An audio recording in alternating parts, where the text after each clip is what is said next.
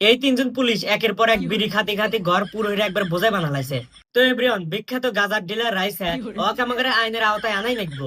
রাইসের এত সুন্দর চেহারা দেয় ব্যক্তি পুলিশ ক্রাশ খায় অজ্ঞান হয়ে যায়। এইটা রাইসাকের বাড়ি না, ওই যে রাইসা পাও বাহিয়ে দিছে। ভাই ভিতরে আসেন। আমি তো ভিতরে যাওয়ার জন্য আসছি। রাইসা যে জাবদুলের ঠোঁটে চুমা খাইছে, রাইসার ভোল্টেজ পাওয়ারে কারেন্টে শর্ট খায় একবারে শেষ। আব্দুলের বাড়ি ডাকাতি করতে আসছে জাবদুল ডাকাত। আব্দুল তো দূরে ছুরি দেয়, খুব ভয় পাইছে। আব্দুল বন্দুক বাহিরে একে একে গুলি হয়ে আব্দুলকে মেরে দেয়। আব্দুলের গায়ে গুলি নেগে মাটিতে পড়ে যাবে নিচে, কিন্তু ও তো মাটিতে পড়বো না। তার জন্য তোষকটা আনতে নিয়েছে, তোষকের উপর পড়বো। আব্দুল মরে ভূত হয়ে গেছে, ওই জন্য আব্দুলের বন্দুক দিয়ে ভয় দেখে গেছে। এই পর্দার পিছনে কেউ আছে না, লাইট দিয়ে দেখি তো।